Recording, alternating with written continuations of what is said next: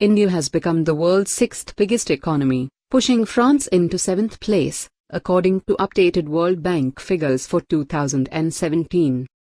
India's amounted to $2.597 trillion at the end of last year, against $2.582 trillion for France. India's economy rebounded strongly from July 2017, after several quarters of slowdown blamed on economic policies pursued by Prime Minister Narendra Modi's government.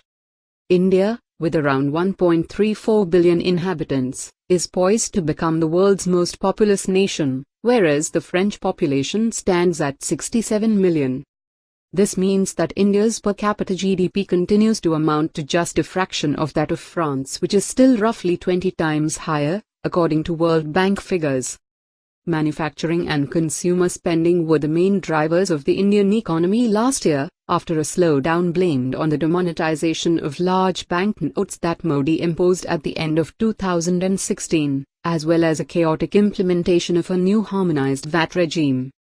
India has doubled its GDP within a decade and is expected to power ahead as a key economic engine in Asia, even as China slows down. According to the International Monetary Fund, India is projected to generate growth of 7.4% this year and 7.8% in 2019, boosted by household spending and a tax reform. This compares to the world's expected average growth of 3.9%.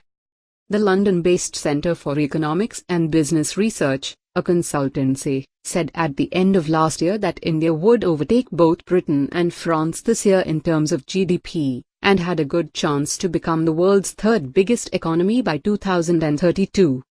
At the end of 2017, Britain was still the world's fifth biggest economy with a GDP of $2.622 trillion.